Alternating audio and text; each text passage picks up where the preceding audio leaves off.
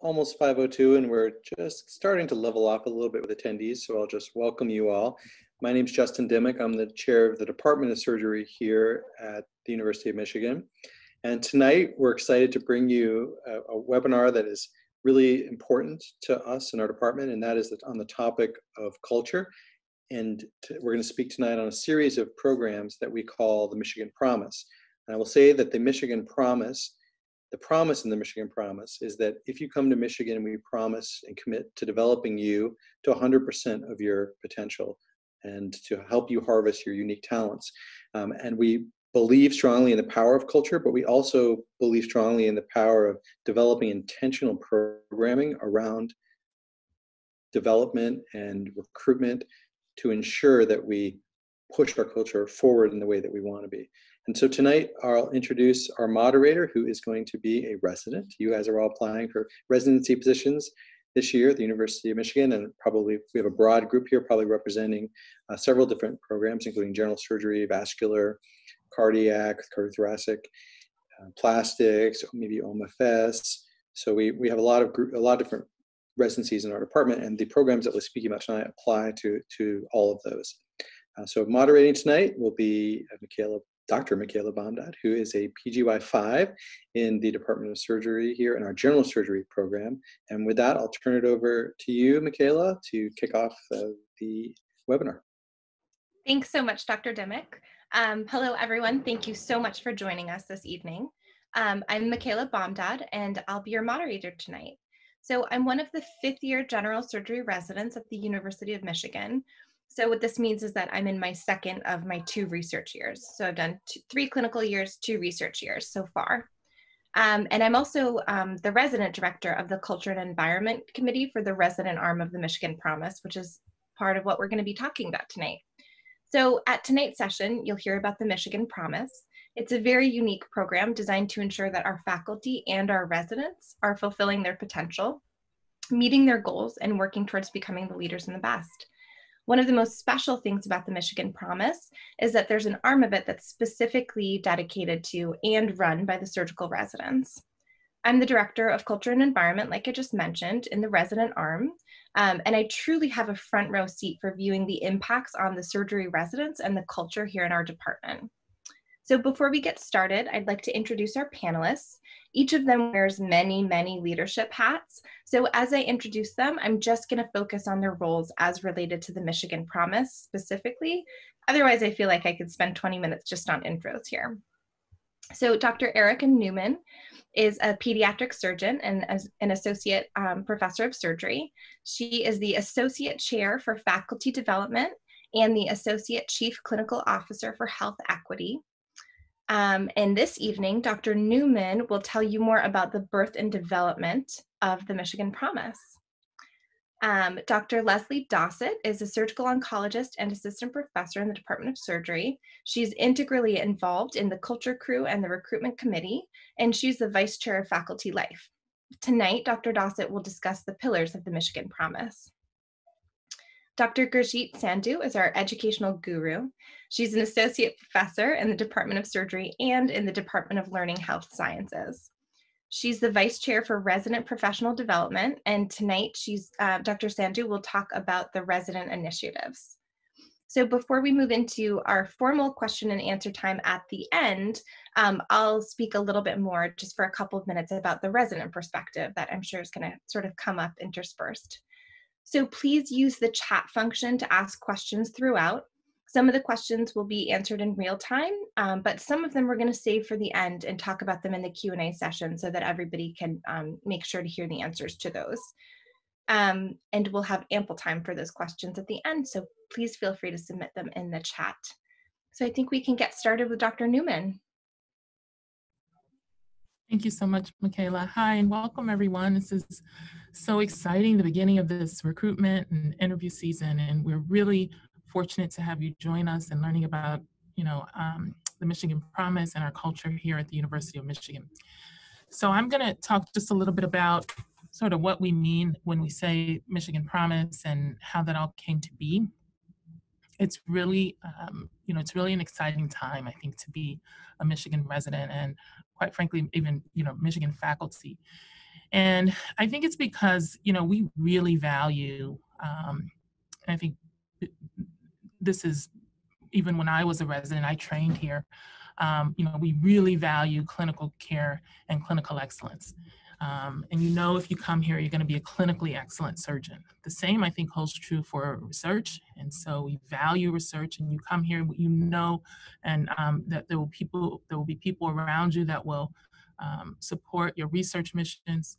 And education, we train residents, and we have outstanding and amazing programs in education. And so those missions are really what we've relied on for many years to keep us strong and keep us sort of one of the best residency programs there is. And about 4 years ago, we started to push ourselves to say, how can we be even better? What are we missing? What's our weakness? What's our, what is that thing that's going to stop us from being, from progressing and advancing? And like many other, I would say not many other, like all other academic medical centers, we realized that we could be more diverse, we could be more inclusive, and we could have a culture that was more open and welcoming. And so we started this journey towards that. And, really this was a grassroots effort where junior faculty and mid-level faculty came together and strategized tactics around building a culture that was inclusive and open. And so I'm going to share a video, and it has multiple faculty members talking about how we strategized and built the Michigan Promise. And I will say that this is really, it became so, we realized how necessary and how, engaged everyone was in building the promise. And we realized right away that residents need to be involved. And so right from the very beginning, we had residents on our committee. So for example, Dr. Bassett will talk about the recruitment committee. There were, we had residents on the recruitment committee. We had residents on our culture team.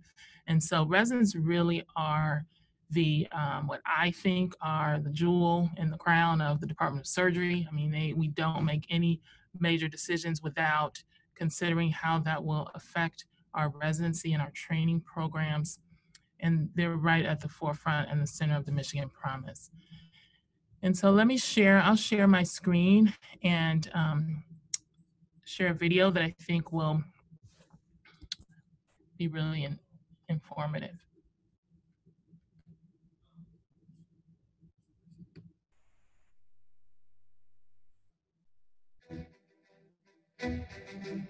So here at Michigan Surgery, we believe that our department will be successful if all of our faculty are successful. The Michigan Promise is an intentional investment in faculty development at the University of Michigan Department of Surgery. Our goal is to be leaders in research, clinical care, and education. There's definitely a new energy. The culture or the climate of our department has very kind of visibly transitioned over the last 3 to 5 years. There's an emerging body of evidence that shows that when we're dealing with complex problems, that having diversity in all of its forms leads to optimal solutions. The Department of Surgery is fully committed to providing a platform where all faculty are advanced, no matter your race, your gender, your disability, your sexual orientation. For the first time in American surgery, we're saying those barriers don't exist. We want people that come with diversity of thought, diversity of training, background, and perspective, diversity of academic and research interests. Part of the initiative is the assurance of an equitable recruitment process and interview process for all candidates who are interested in coming to the University of Michigan. With this intentionality, we're going to change the way that our department looks and ensure that we have a wonderful cognitive diversity. There are a lot of roles and hats that we wear every day, and there are lots of times when we're leading or setting an example from the front. Our landscape in healthcare is changing so rapidly, and we need to be able to adapt to that. And so for us to develop as leaders and really have our work have an impact on the patients that we care for and our communities around us, we need to be equipped with the skills to do that. Here, when a new faculty member is hired, it's spelled out on paper who their academic mentor will be and who their clinical mentor will be. We want to draw out of our faculty their very best. And we want to put resources in place to facilitate that development. Innovation is important because it impacts not only the things we do every day with patients, but the way we see medical problems. We always want to improve, make ourselves better, and we'd like to make ourselves the leaders and the best. And I think that's probably the ultimate goal, is just to continue to improve. Outreach is important because we do research extremely well. So how about we impart some of those research training to surgeons from around the country to identify a local cause, as well as develop a platform for our junior faculty to have a career in global health. In reality, what we do is an opportunity for us to showcase the services that we offer here to our patients through the Department of Surgery, and do it in a setting that helps everybody worldwide. Office of Faculty Life provides the infrastructure by which we can tailor programmatic development for surgeons specifically and really meet the needs of surgeons that are in academic practice. We have so many opportunities here at the University of Michigan. So we have the Faculty Launch Program, The Leadership Development Program, The Women in Surgery Program, The Surgical Innovation Development Accelerator course. We also have the Faculty Exchange, The mini sabbatical program, The Center for Global Surgery, and Doctors of Tomorrow program. we all recognize that this is a big investment in our futures and the future of the department, and people appreciate it a great deal. the future of surgery is going to continue to become more complex. Surgeons in general are inherently problem solvers. We have to deal with problems every day in the operating room with tools, with technology. They'll really help faculty think critically and then use those new ideas to really help advance patient care. This place is a place that innovates and thinks outside of the box. So if you can imagine it, you will find collaborators here. By being physician innovators, we're able to have a positive impact and dramatically change and improve patient care. Having diversity in all of its forms, I think it's also important for our patients. We want patients of diverse backgrounds to feel welcome and to feel that they'll get excellent care here and feel that there's a place for them here. The Michigan Promise really says that we're dedicated to affording an environment in which differences are accepted and cultivated while developing a really strong group around you. I think we've all come to learn and creatively think about things in a diverse environment that we physically and cognitively were not capable of doing in a less diverse environment. I would like people to say that the Michigan Promise has had a positive impact on surgery through our science, through developing new ways of caring for patients, but also through improving culture and leadership in surgery and changing perspectives on what it means to be a surgical leader.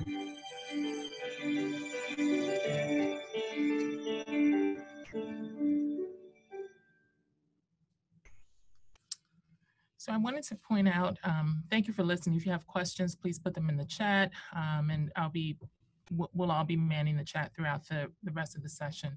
But I want to point out, and then we'll get straight to Dr. Dossett, but this video seemed like they were all faculty in there because the programs we started initially were faculty, and we quickly realized that, at the beginning we said, we need to make sure our faculty are in order so that we could be our best for our residents and for our residency programs. And then we said, why not include residents in every aspect of it? And so now residents are engaged and involved in every aspect of the Michigan Promise. These programs are run in the office called the Office of Faculty and Resident Life. And so I will encourage you to look at this portfolio of programs as what really, I think, separates us nationally.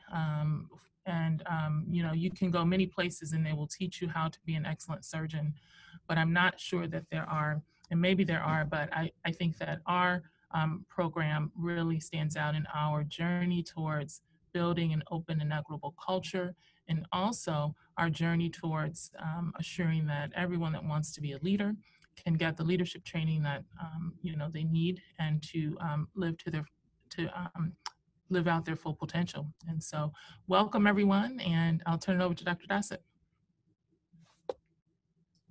Thanks, Erica. And yeah, I want to join the rest of the group and welcome everybody to the webinar tonight. And I'm going to go ahead and share some slides that I'll use to help us go through many of the programs that you saw on the video, but just I'm going to point out as we go through them some of the specifics and highlight opportunities where residents can get involved in many of the programs that we have launched for faculty. And then Dr. Sandhu is going to talk a little bit more specifically about the resident arm. So you see the 6 pillars of the Michigan Promise, and I'm going to start with environment. And I'm not in my presentation, not going to speak on every single program that we have, but highlight some of the ones that I think are most impactful and prominent. So this is our culture crew. So our culture crew is really what we consider to be the operational arm of improving the culture within our department. And this group, which it's even bigger now, is dedicated, meets very regularly, and is dedicated to continuous improvement of our culture. Some specific programs the culture crew leads. We have building cultural competence through regular book clubs. These were 4 of the books that we read as a department this past year. We have a cultural complications curriculum, and so once a month during our regular standard M&M, or what we call here at Michigan Death and Complications Conference, we talk about a case of where we feel like we haven't lived up to optimal culture. Sometimes they're hypothetical, sometimes we use real cases, and we discuss that case as a department. And that's been a really impactful way to get some really interesting discussions started amongst our department. We have an initiative called Walls Do Talk. If you were interviewing in person and going to lots of surgical departments across the country, including ours at Michigan, a lot of times the pictures that are on the wall don't reflect the current makeup of our department, of our residents. And so in the past year, we've started an aggressive campaign to make sure that our physical space reflects who we are and our complement of faculty and residents. Moving on to achievement, you heard in the video a little bit about launch teams. These were initially started for faculty, and they continue now. So every new faculty gets a group of mentors, clinical mentors, research mentors, other sponsors and advisors, often from outside the Department of Surgery. And it's a 3-year longitudinal program to make sure that all of our new faculty get off to the best start possible. And in the last couple of years, we've expanded launch teams to residents. And this is from one of our current chief residents, who during her academic development time had a launch team, and talks about the impact that had on her time and development. So that's definitely one program that has had a lot of impact on the residents.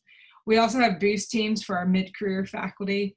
And the reason why these programs for faculty are really important for residents is that the better faculty are at their jobs, at leading their teams, and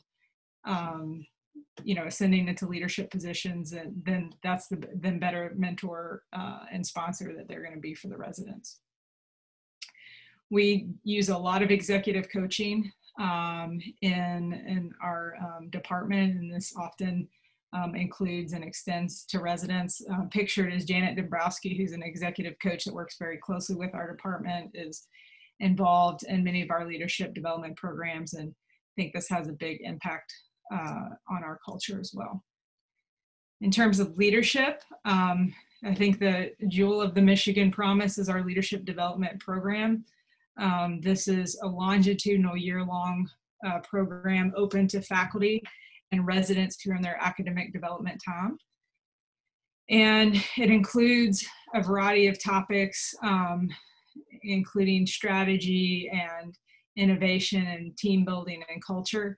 And importantly, we have faculty from across the institution that come and teach, again, faculty and ADT residents on these important topics. And so we have really access to experts in leadership and change management. It's a very impactful program in our culture. And that's something that we offer.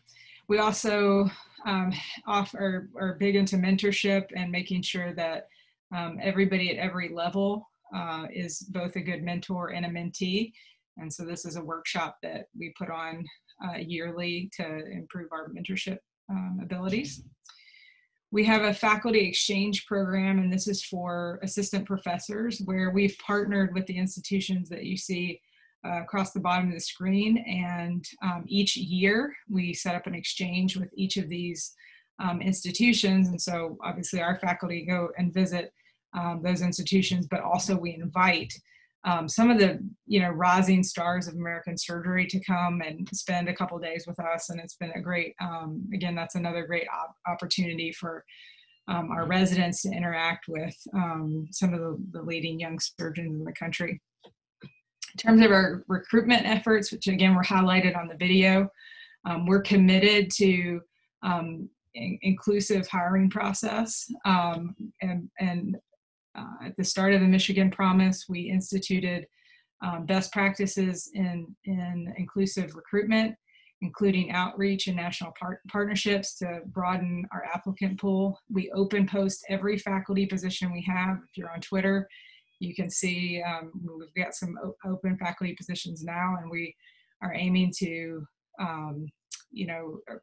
attract the broadest and best applicant pool for those positions. We have a standing departmental recruitment committee. We ask standard questions, and we offer group interviews for all of our faculty. We objectively evaluate them. And the recruitment committee is empowered by the chair and also the deans. We participated in our recent chair search. And so this is, we think, a really important part of building our faculty. Some of the national partnerships that we've developed, you see here, you see displayed here, and we will be hosting the Society for Black Academic Surgeons national meeting in 2023, and consider that a growing partnership with that organization. This is a picture, you saw this on the video. This is where we hold our faculty group interviews for our recruitment process. And I'll just point out, if you could see my pointer, we include 2 residents who are in their academic development time on this committee, and we strongly value their opinion in helping select our new faculty. The next pillar is innovation. I'm going to touch a little bit on the next 2 pillars, innovation and outreach, but also make a plug for our next I think webinar, and talking about specifically that's focused on academic development time, and many of both the innovation and outreach portions are really going to be highlighted on that webinar. But we have a surgical innovation development accelerator course, which is designed to teach you how to basically bring products to the market, think about business plans, de-risking, things like that. And many residents in our department have taken advantage of that course. And we have an innovation prize, which is $500,000 that entrepreneurs that have an idea for a product are able to pitch and get funding to develop those products. And that's been really exciting. We have a Shark Tank style grand rounds to help pick the winner, and that's always an exciting one to attend.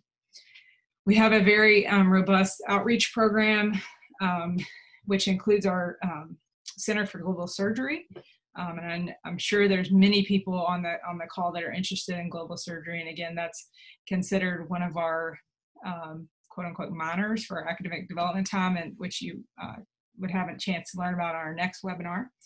But the Center for Global Surgery hosts an annual symposium, which attracts leaders in global surgery really across the country. And the other really important program of our outreach is our Doctors of Tomorrow program, which I think is in its 8th year, which partners with schools in the Detroit area to develop our pipeline. And I'll highlight also our HOPE initiative, which was started last year by Dr. Newman, which again is another initiative that is designed to improve our pipeline to medicine and surgery. So that's kind of a quick overview of the pillars and highlighting some of the programs that residents have an opportunity to be involved in. And at this point, I'll turn it over back to Michaela.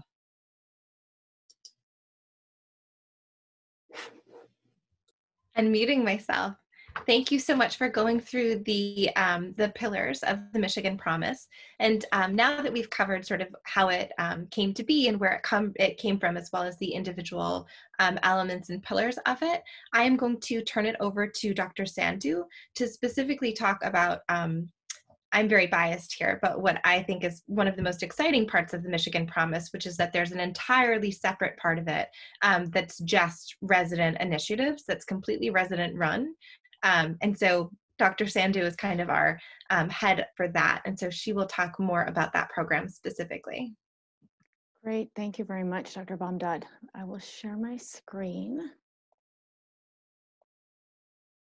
Okay, so I want to say thank you to all of you for spending some time this evening with us. I'm excited about this webinar and excited to spend this hour with all of you. I'm going to spend the next 8 to 10 minutes talking about building on the Michigan Promise framework that Drs. Newman, Dr. Dossett, and Dr. Dimick have already described.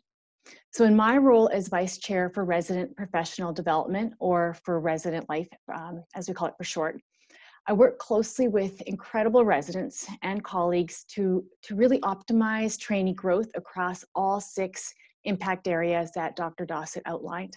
So while supporting the unique interests and drive of each resident, our team also aims to look for patterns that we can build out for programming that will meet the needs of learners more broadly. So a key part of what I do is I partner with the residents so they have the opportunity to develop their leadership skills as resident directors who design, develop, and implement action plans to optimize the resident experience for each of those 6 domains listed here. So that's what I'll focus on, is the leadership of the residents.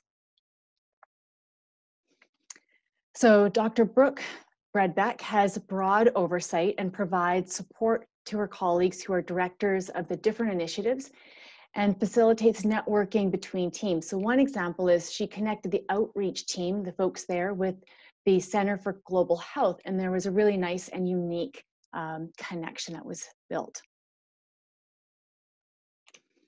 So speaking of those 2 initiatives, Dr. Nishant Ganesh Kumar is the Resident Director for Innovation and has been partnering with Dr. Alicia Lucias, who is the Resident Director for Outreach.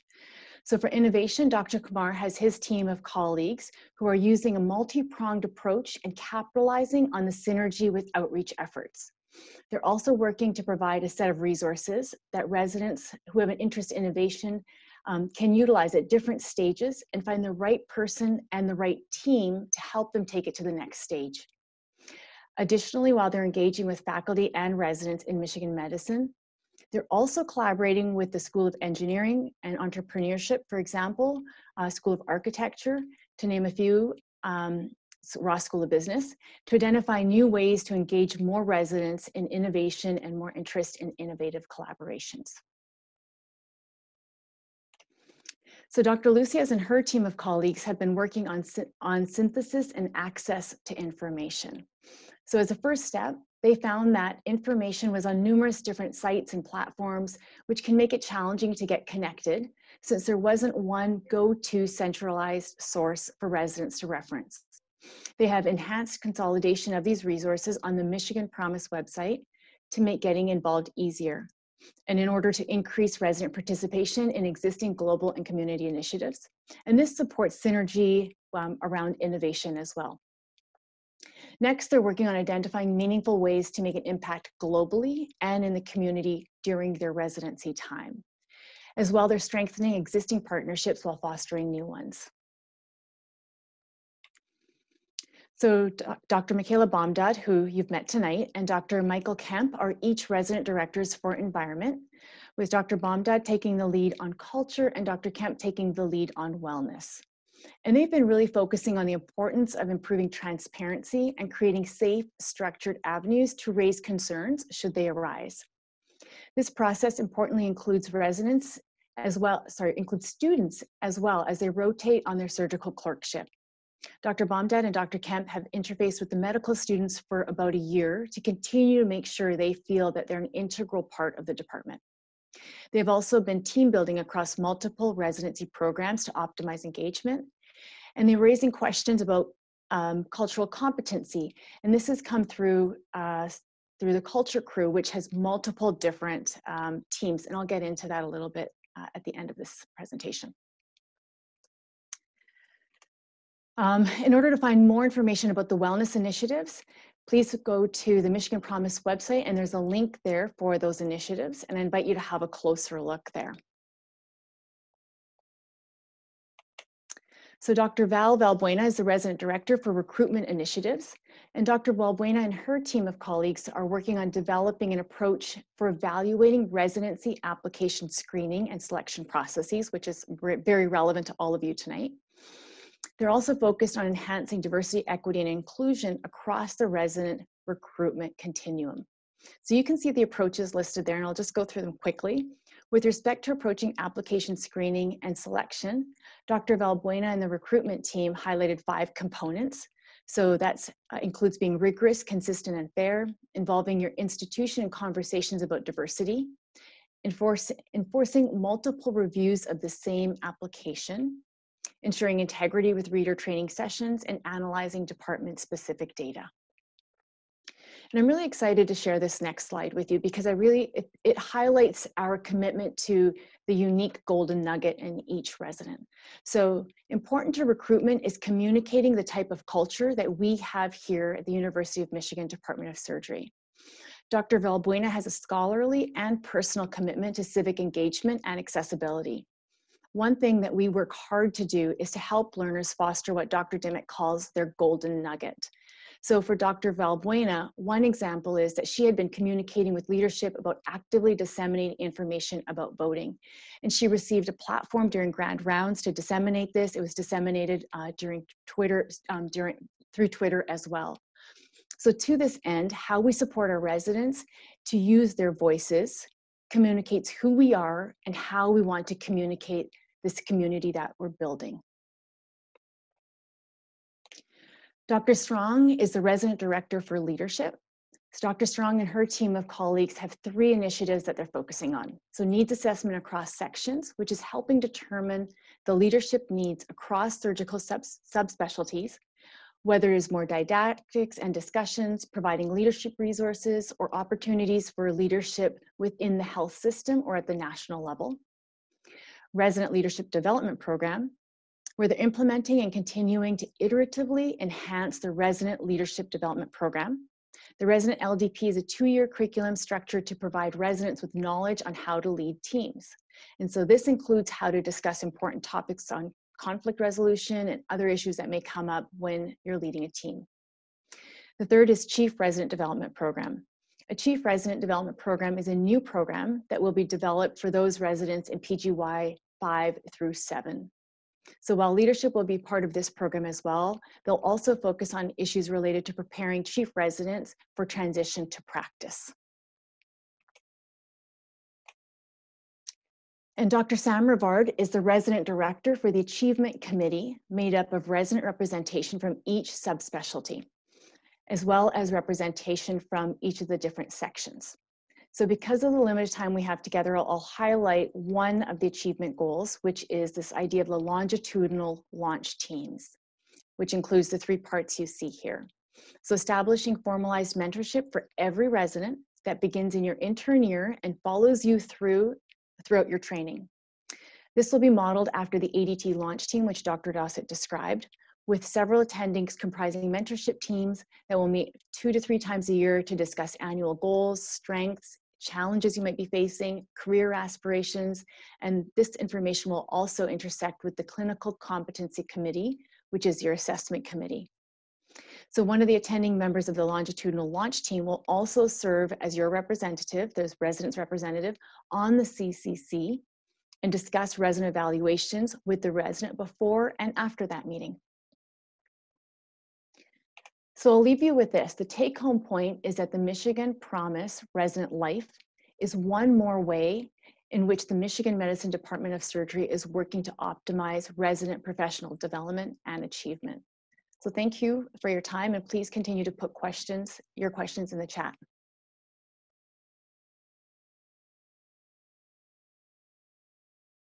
Back to you, Dr. Baumdad. Thank you so much to everyone for sort of going through these different components of the Michigan Promise, which is very exciting. And I've sort of been busily typing over there in the chat, so hopefully some of you had some great thorough answers to the questions that you asked. Before we move into the question and answer portion, I just wanted to sort of speak briefly about the experience of being a resident, sort of as this whole initiative has really blossomed. So during I think it was sort of towards the end of my intern year, the beginning of my second year, when the Michigan Promise for faculty started being enacted and was sort of promoted quite a bit within our department. And I remember that it was really funny that among the residents, some of us talked about like, well, that's great for them, but what about us? That like we really wanted an opportunity to have that kind of development. And more importantly, I think a lot of us wanted an opportunity to have a real and sustainable impact on the program in which we train. And it was really funny. It was as if it was kind of some mind reading, or we all kind of saw the same need. And so it was very exciting that shortly thereafter, it was announced that we were going to have a resident arm as well, which happens to coincide with my academic development time, which I was very excited about. So I think that one of the reasons that it's really special is that, as Dr. Sandhu just described, these are all programs and initiatives that are completely developed by residents. So it's the type of thing that, we speak to the faculty members about, their thoughts on different programs or what might be useful. I have definitely reached out to both Dr. Sandhu and Teddy, who's on this call multiple times, about whether or not something would work or if it sounds like a good idea. But these are all things that are coming from the residents, because we're the ones that are in the program. We're the ones that can identify the need and know how things actually run on the ground. And it's really been amazing that we are therefore the ones that are given the opportunity to really cause some change that we benefit from and that all of the residents after us will benefit from. So that's been very exciting. And a lot of us, it's the first round of the different resident directors now. So we've all been sort of trucking away on our plans and programs throughout this past fall. I think it makes sense to move into the question and answer session. Let me take a quick second peek at the time here. Yeah, it's 5:40, so we're actually running just a couple minutes ahead of schedule for once, which is great. So there were two questions in the chat that I thought would be really great to answer more publicly. So the first one was from Fiona Doyle, and it was about what we do to promote both mental and physical health within the Department of Surgery. And it's a very, very well-timed discussion, because actually this morning at our DNC, we ended up having our cultural complications session, and it was exactly about that. It was about resident health. And so Dr. Mike Kemp, who's one of my co-residents and sort of my co-lead in culture, environment. He focuses more on wellness and I focus more on culture. He led a discussion about sort of the general culture in surgery of working through illness and working through anything, and how that really can impact not only the resident themselves, but family members and things of the sort. So it was a discussion that we just recently had, and I do think that throughout the discussion from both the faculty and the residents, it does seem like there's generally been some moving the needle from when our even young faculty members trained to how it is for us now, which is good. But Mike and I are personally very invested to pushing this even farther. So one of the initiatives that was started even kind of just as the resident arm of the Michigan Promise was forming was so that we could have designated personal time for an entire afternoon that we knew about well ahead of time to schedule doctor's appointments, dentist visits, random errands that we could only do during the day, or if we wanted to, that we could go home and nap for a solid 4 hours, whatever we decided. Because as you may find when you're a resident, one of the things that's very challenging is to be able to plan ahead for things that happen during the weekday. So sometimes, we'll get out early in the afternoon, or, our cases will be over, clinic will be done, things of the sort. But that's not something that we can really rely on and plan ahead for. So one of the things that we've already enacted this year is making sure that every resident has predictable weekday afternoon time that they know about, that they're required to not be in the hospital for, that they can use for their for any of their personal health related needs. The other thing is that from a global scale, we've really had a big push from the recent classes of chief residents to really value sending people home. I mean, pre-COVID even, if people aren't feeling well, sending them home, making sure to get people out of the hospital if you don't absolutely need to be there.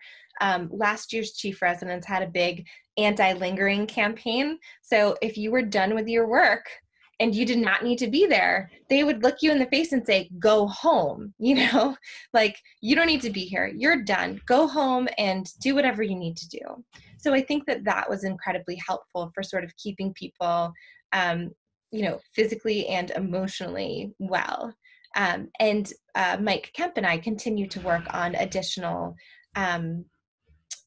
programs to sort of formalize this, to make sure that we continue to be a program that makes sure that we're keeping our residents healthy and safe and fit. Does anybody else want to chime in? I know that Dr. Sandhu has done a lot to make sure that residents are at their best physically and mentally during the COVID pandemic, specifically since we were hit so hard. Do you want to talk a little bit about some of that activity? Sure, Michaela.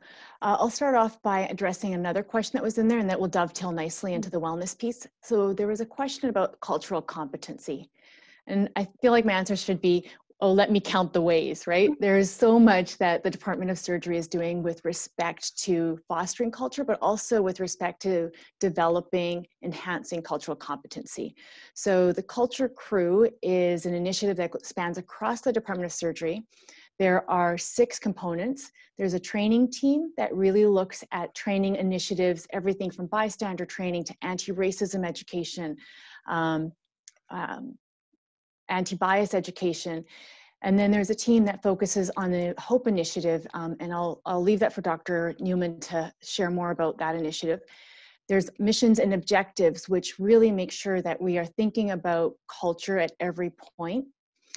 There's an assessment team, the Walls Do Talk, which we've already talked about tonight, cultural complications, which Dr. Dossett mentioned, and as well, there are the wellness initiatives, which I'll dig into a little bit. So through this, we really do create opportunities to continue to better understand culture, cultural competency, cultural humility across all of the different identity spectrums. I should also mention we have the Michigan Women's Surgical Collaborative, and so we look at culture with respect to gender diversity, sexual diversity. So thinking about culture from all of those different aspects of the prism is something that we've been working on and continue to work on. And getting to that point about wellness. So wellness during February and March was critical. It wasn't just me, there was a team of us. There were faculty members, there were residents, there were staff members who all banded together. Everything from creating a list of individuals, high school students who would be willing to babysit the children of faculty or residents who needed to go into the hospital. I mean, there was sort of lots of really grassroots initiatives, people willing to drop off groceries, people willing to, if they had a second home, opening up that second home to individuals. So taking care of each other was something that was very important to us. We continue to reach out using surveys and just individually texting every single faculty member, resident, touching base with them, seeing how they're doing, identifying resources to help them, or putting them in touch with the right person that could support them, whether that be a peer or a faculty member. So this is a team effort. All of us look out for each other. Can I follow up one comment about that? I think in general, and Michaela can like tell me if this is not true, but I think we definitely listen to the residents, right? Like this is a very resident-led program in the sense that like there were a couple of questions in here about like, do you listen to resident feedback? How do residents change the curriculum? What are how do you know when you need a new area in Michigan Promise? And like my answer is listening, right? Right? Like my door is open and people come talk to me about things, and we do listening learning sessions. You know, Brigitte and we assigned, as soon as the pandemic hit, I was really worried about our residents because, as you all know, in particular, general surgery residents are like the Swiss Army knife of the hospital, and like they can do anything. And when when they're setting up ICUs in the hallways, you know, the general surgeons are going to be the ones that are going to be running those beds, and that's kind of what happened. So we immediately kind of moved into like protecting them and kind of helping them, knowing that they were going to be called on to serve. So I remember, Ari Cantors, who is our chief resident, and Sarah Schubeck, who wasn't our administrative chief resident, but like might as well have been, like cornered me, and they're like, "Listen, we have a plan." And I was like, "You have a plan? That's great, because we need a plan." And so they laid out this whole plan. It basically involved the general surgery residents who served in the ICUs, served for a week, and then had a full week off to recover. And then they rotated back in for a week and then had a full week off to recover.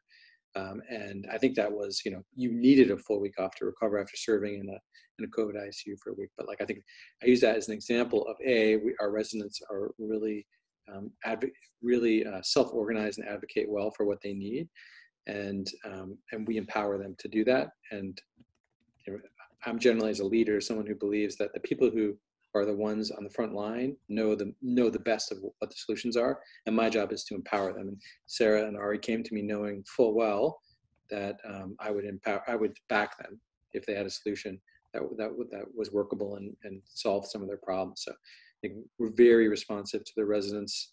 We listen to them, and a lot of these things. It's not like an accident that the residents have a Michigan Promise. It was like, as soon as we started rolling out, the residents were like, "What about the resident Michigan Promise?" And I'm like, "That's a great idea. Let's do that."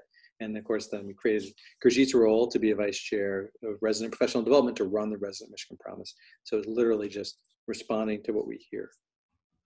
I'm sorry, by the way, I'm trying to type as fast as I can. I can't answer so many good questions. I'm trying to answer them. Yeah. We also received quite a bit of questions about mentorship specifically. So we do have an upcoming session that is specifically devoted to mentorship within Michigan for surgical residency. So I highly suggest that you tune into that for sort of a more detailed look at the model of mentorship here and sort of what's worked in the past, and importantly, sort of one of the newer programs that was launched this past year that's going to kick off soon. So I answered a bunch of factual questions about kind of like how mentorship works, how you find people, things of the sort. But I did want to briefly see if maybe we could answer one of the questions from the chat that was, I thought, a really creative way of asking about mentorship, which was if we could discuss sort of the mentor-mentee dynamic, how frequently we meet and how we connected, as well as recent successes that we celebrated within a mentor-mentee relationship. So I think it was asking sort of more if the mentors could talk. I'm happy to talk from a mentee standpoint, but I was wondering if any of the faculty members up here wanted to comment about something that they celebrated with one of their mentees recently first. Dr. Dossett? Yeah, I'll give that one a go. So I think our approach to mentorship is rooted in our culture, which is, I view my mentees as my colleagues. And certainly we, I would say the mentoring relationship is most strongly established during academic development time. Because we're working very, very closely with usually, one or two residents over a 2-year period and just get to know them really well. And so the mentees that I've had, that I've worked with through the academic development time, you know, I can't stress enough that like they become my colleagues, people I rely on, people I ask questions for. They know, you know, and it becomes, you know, we share family stories. They know all my kids, and you know, they end up coming to the house. I'm texting them, and the thing is that now this is my 5th year. I'm faculty here at Michigan. The thing that's really special is that relationship doesn't like end when the resident graduates from the program. So now some of my first mentees are in fellowship or looking for jobs, and you know, so the last time you interacted, well, one of them texted me this morning about, you know, some upcoming job interview and things like that. So I would say it's extremely strong, and it very rapidly becomes really a colleague, you know, relationship where, you know, we believe strongly in bidirectional learning. So we learn as much from our mentees as they learn from us. So I think that's, you know, that's how I conceptualize it. And I'll turn over for some other examples. I had kind of a cool one that I'm happy to share. So yesterday I was able to share a Grand Rounds presentation at the University of Wisconsin with Dr. Inglesby. And it was a talk that he had never given before that was based on a perspectives piece that we had written together a couple of months ago. And so not only was the sort of development of the talk very much sort of a shared 50-50 endeavor, but I mean, how many mentors are just like, you know what, I'm going to take one of my mentees with me to sort of give this talk at a major academic institution, no pressure. And so, you know, that's the type of sort of promoting and cultivating that he's been able to do for me. But at the same time, you know, he's also the person who brought my 2.5-year-old a birthday present because he turned 2 as the pandemic was starting and his birthday party was canceled. So it's one of those kind of relationships that is very much multidimensional. And you know, as far as there was a question about sort of how you connect with people who become your mentors, I met Dr. Inglesby when I was an intern on transplant and walked into the OR to give the fellow an update about a patient on the floor. And Dr. Inglesby asked me if I didn't do medicine, what I would do. And I told him I would have a sustainable farm and teach yoga. And that was sort of enough to sort of kick off a mentorship relationship over many years. So I think that it really just has to do with the way that we get to know our faculty members in all of our different interactions. These relationships really sort of naturally blossom. And then with the upcoming mentorship programs that we have, there's a little bit more structure offered as well. So I anticipate that people will end up having sort of more formalized mentorship relationships as well as the organic ones that, that just naturally blossom within our program. Let's see. So, oh, sorry, Michaela. No, go ahead. There was a question, a good question in the chat about measuring progress toward our goals. Dr. Dawson, do you want to talk about how we do that? We have a couple ways. Yeah, so I think, so we're about, what, a 5th year of the Michigan Promise. And I would say the first 3 years were really developing it. It was a lot of sweat equity on the behalf of many faculty who some are on the call and many who are not.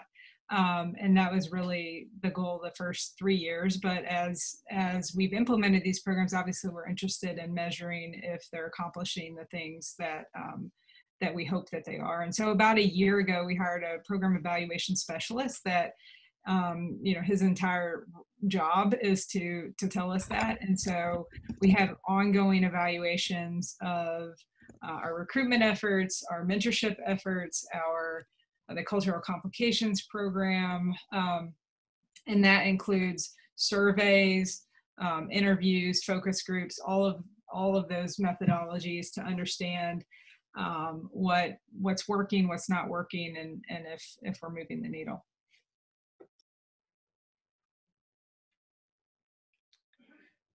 There's a question about accommodations within the program for residents or spouses who have children during residency. So near and dear to my heart, but we actually have a couple of initiatives.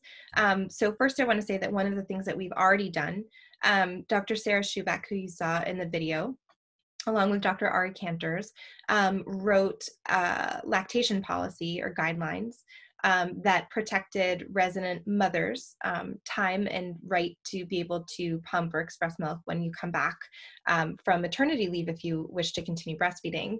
And it was passed in the curriculum meeting that happened literally the day that I was laboring with my older son. And this became the policy and guideline that was not only adopted by multiple programs at our own hospital. So we were the first residency program to have a lactation guideline or policy at all. But in addition, it ended up being adopted by programs nationally through a couple of online networks of physician moms. And in addition to that, it is roughly, let's just say the ACGME lactation requirements and guideline requirements have a remarkable resemblance to the areas that Dr. Schubeck and Dr. Cantors covered in the lactation guidelines that they passed about 2.5 years ago. 2 years, 9 months. It's a memorable day for me. So that was one of the things that was really, really monumental. And a couple of years ago was incredibly novel.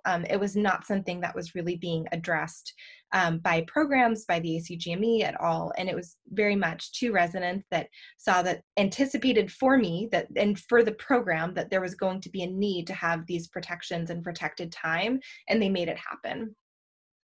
As far as pregnancy and peripartum period goes, I'm actually currently working on compiling the multiple sort of sources that we have about family leave in order to make sure that there's very comprehensive guidance, because as surgery residents, we have sort of multiple boards that we respond to. So we need to keep in mind our program, the sort of house officers contract that we have with different protections, the ACGME, the American Board of Surgery. So it's a lot of different pieces to compile together so that we have definitive guidance on what we need to do and how much time to make up, things like that.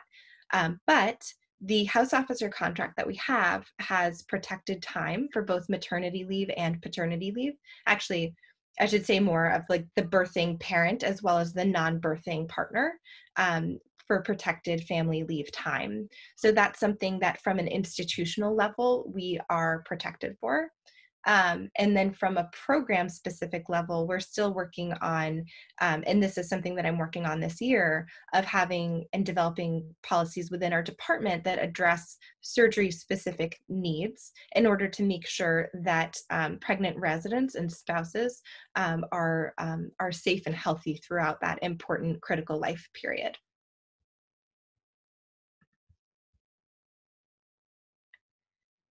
Any other questions that we've seen in the chat that still need answering? Sorry, I'm scrolling through right now.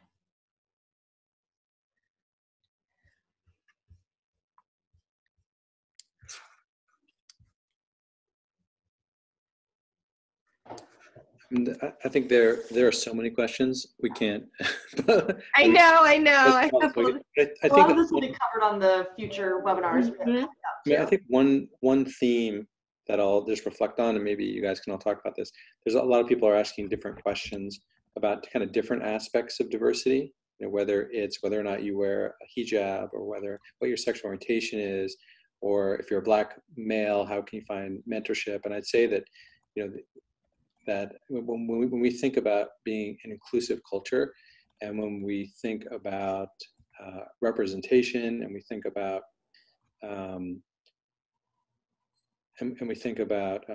you know, improving diversity, like we're not thinking about that in a narrow way, right? Like we're really trying to push ourselves to think about this in the broadest way that we can, right? We recognize that uniquenesses and differences add value and give us access to all the talent that we want. So we're really trying to push ourselves to define it as broadly as we possibly can, and continue to push the envelope of learning, right? So for us, this isn't just about, you know, visible identity differences. It's about all types of of differences and differences in cognitive thinking, right? The different styles of thinking, right? Like that makes everything better. So that makes that's excellent. So I'll phrase with that. And if you guys have any, that summarizes like a bunch of different questions, I think.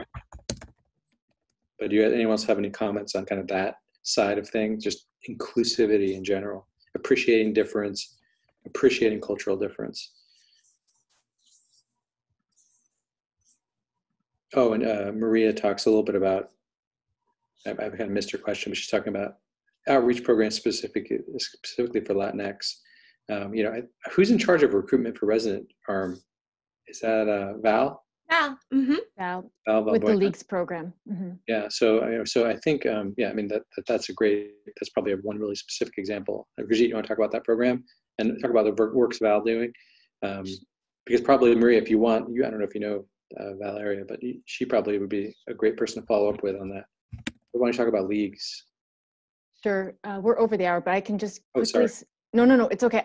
I can quickly let you know that Dr. Valbuena is working with medical students and residents on an outreach program that they've termed the Leagues Fellowship.